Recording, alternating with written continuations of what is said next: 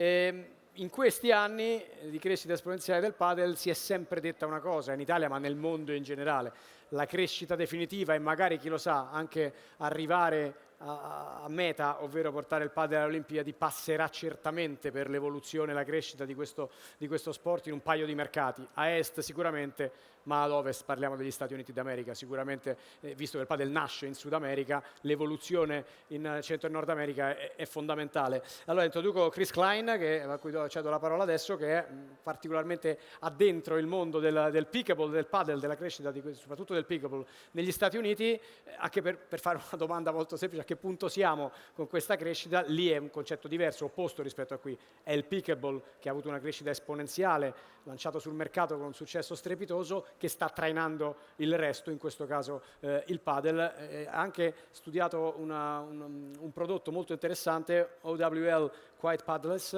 In cosa consiste?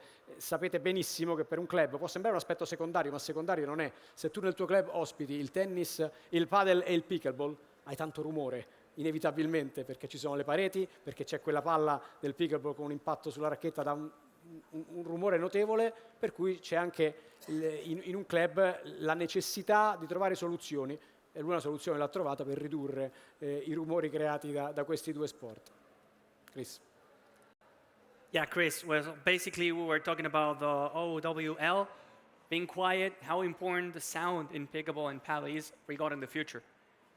Yeah, and again, thank you for having me.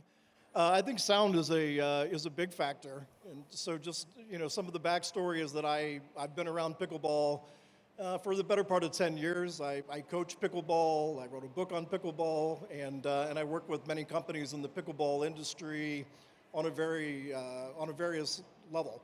But noise in pickleball is a problem, and there's been clubs around the U.S. and Canada that have been forced either to scale back or to close. So from sound mitigation, I think it's important that the sport do that, and certainly the governing body, U.S.A. Pickleball, has done a nice job. They've developed a quiet category, and so I think that pickleball needs to have a quiet category so that it can apply in situations where the courts outside are too close to the neighborhoods. And I think that as paddle comes into the U.S., which I'm also involved in, that's got a similar issue. If they're outdoor paddle courts and the decibels are high, they're going to have a problem. And how do we fix it? Is there any technology available to do it? Is there something we're working on that maybe is not happening now in Europe, but yes in the U.S.? How do you fix that problem? Yeah, I think that in the U.S. pickleball expanded quickly because the municipalities and the park districts, they quickly converted tennis courts into pickleball courts, and oftentimes those were in residential areas that were very close to the neighbors, and maybe they didn't have the proper planning or consideration when they originally did that, as we say, came out of COVID. But since then, you're seeing a better degree of planning by the municipalities, and then as new courts are getting developed, they're getting developed further away from the neighbors. And then at the same time, the equipment is coming where the equipment can be modified to be quieter. And then there's been a lot of work on sound barrier and barrier mitigation, both around the courts and around the facilities. Chris, we also had you in the previous talk earlier today, and we were talking about pickleball versus paddle and how sometimes people think that they're enemies, but they should be friends, and they are friends, right? Yeah, very much so. I think particularly in the U.S., and I used the example at the U.S.A. a couple of months ago, they held a joint tournament. It was tennis, it was pickleball, it was paddle. And I think that, my advice to facilities is don't focus on one. If you're already playing tennis and you've added pickleball, think about adding paddle. And I think that these three sports, all of them are growing. And so they can all interact together, and paddle arguably draws a lower demographic age. So if you've got older people playing pickleball, you can bring in the younger generation playing paddle. We're going to talk about the development of this sport and paddle in the US and in Europe, but since we have you here, pickleball is something very big in the US.